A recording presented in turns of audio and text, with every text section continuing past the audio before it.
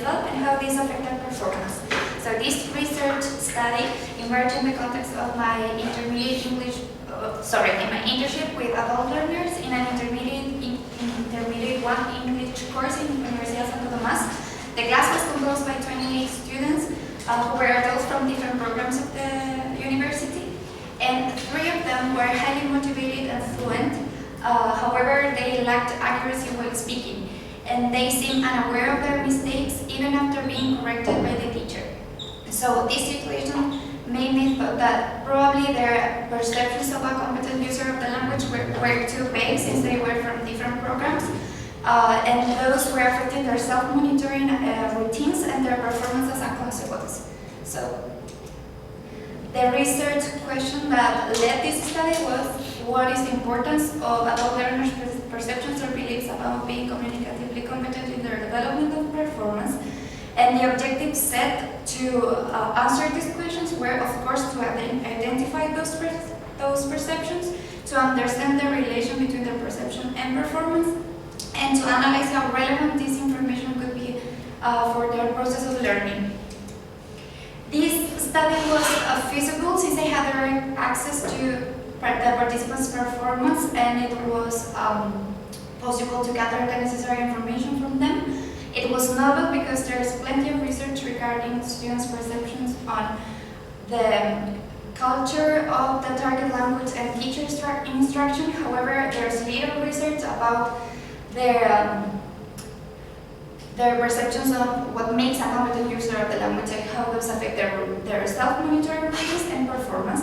And it was relevant because any other professional of education can adapt this study to understand a similar phenomenon with similar participants. The research assumptions that I established were that the general perception of these participants regarding this topic was that a competent user of the language has to have a fluent speech and make the message understandable for the receptor, paying little attention to accuracy unless the message is misunderstood, and that their perceptions are influencing in the aspects of the language they focus on while speaking. In order to construct the theoretical framework for this research, I reviewed several theoretical references, and for the purposes of this study, I came up with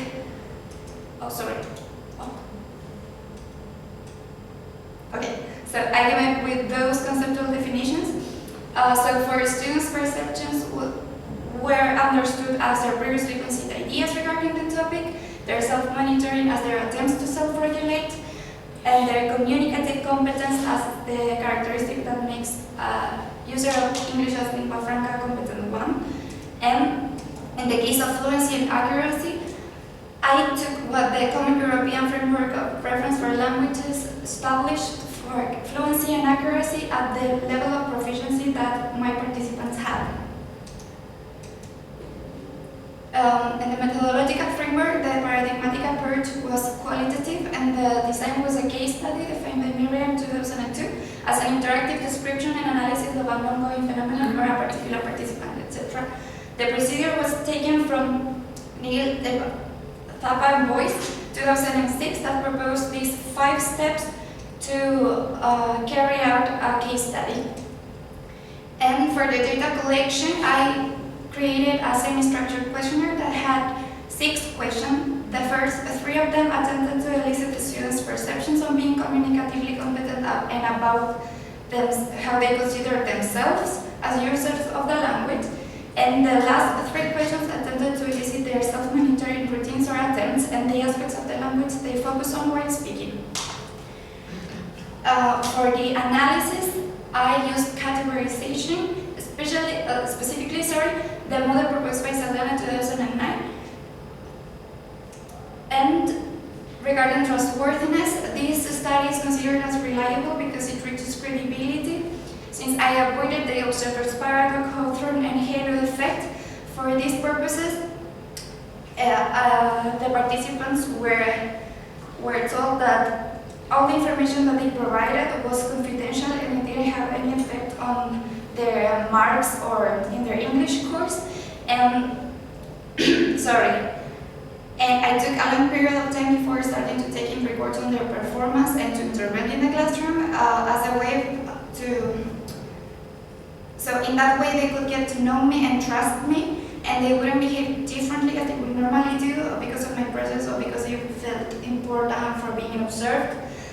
It also reached dependability because this study was flexible enough to adapt to all the possible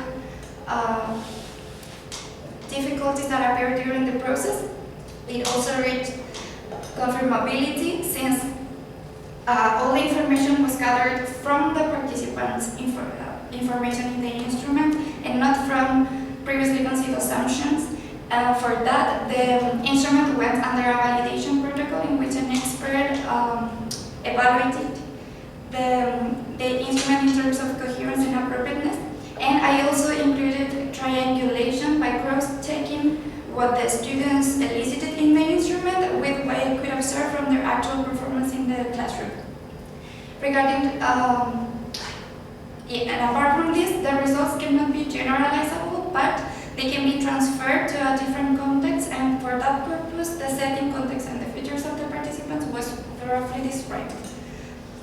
Now, for the results, the general perception of the three participants regarding what makes a competent user of the language included relevant aspects of the language and of communicative competence, such as being able to make themselves understood, having a proper pronunciation, managing a wide range of vocabulary, among many others. And this is not an example of the categorization that I did, but a summary of the triangulation process. So in these two lines, you can see a summary of what participant 1 said regarding his perceptions in the first 3 questions. And in here, you can see a summary of what he elicited regarding his self-monitoring attempts. All this was cross-checked with what I could observe in the classroom. And considering this, it can be said that his perceptions of what makes a competent user of the language are not directly influencing his performance, because even though he mentioned several aspects of the language that he said he focused on while speaking, what could be observed is that he was unaware of his mistakes most of the times, and he was not able to correct himself. The case of participant number 3 is very similar, but participant number 2 is different because his perceptions of what makes a competent user of the language are partially affecting his performance. He mentioned as his other classmates important aspects of the language that make a competent user of the language. However, he said that he was doing nothing to improve his speaking skills. However, what could be observed was that he had several self-monitoring routines and that he was attempting to improve pronunciation, his range of vocabulary, and making proper use of the language, probably being unaware of the process. So for the conclusions, considering the objective set, it was possible to identify their perceptions. However, it was not possible to identify the real importance of those perceptions in their performance, because in the case of participant 1 and 3, there's not a strictly direct and clear relationship between both aspects, and the reasons for the lack of accuracy may rely on some different aspects or reasons, and further research will be needed in order to identify them. In the case of participant number 2, well, it shows hints of what could be a relationship between his perceptions and his performance. However, the observations made were not sufficient to provide a consistent conclusion that his perceptions are the ones that are actually affecting his performance.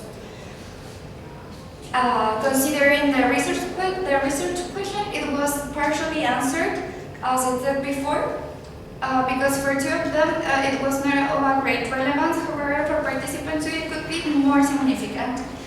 What could be found indeed was that their perceptions are influencing their self-monitoring routines, or at least their attempts to self-regulate, and the considerations for future research in this in this area would be, first of all, to increase the number of participants involved, because it will be more appropriate to provide consistent conclusions, and also to follow the participants in a longitudinal basis, maybe during every single English course they have, as a way to prove that what's affecting their performance is their perceptions of a competent user of the language.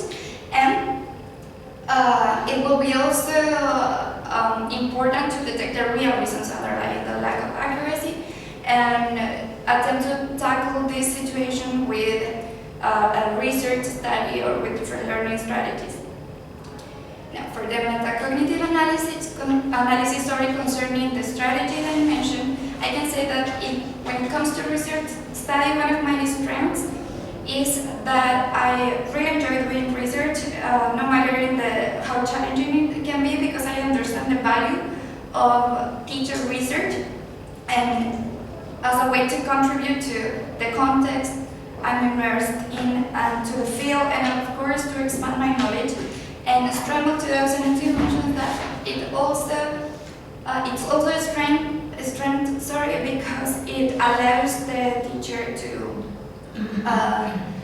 to commit with his or her professional development, and to contribute to society in general. One of my weaknesses, however, is that even though I considered my advisors and other researchers' suggestions regarding this research study, I wasn't able to anticipate the limitations that this study actually had. And Segner 2003 mentions that it is highly important that by doing teacher research, teachers are able to actually contribute and provide changes in scholar context, in society in general. Therefore, one of my challenges will be to do research into something that I can provide consistent conclusions and a great contribution. In the case of my internship, one of my strengths is that I have always been able to create a free of anxiety climate for my students. They get to trust me, and they are highly motivated to learn. And Bethel Fox and O'Connor mentioned that teachers must be able to create this kind of climate and to consider all the affective background of students.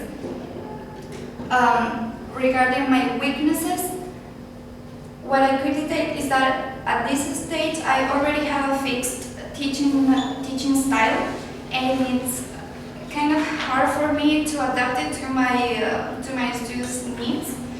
And Project 2007 mentions that adult learners especially have high expectations of teaching methodologies, because they already have a perception of how successful learning happens. Therefore, I should be able to modify my methodologies and the teaching resources that I use in order to fulfill their expectations and needs. And that's the challenge I think I will have to face. And these are the references that I used, and that will be all for my presentation. Thank you, Catalina.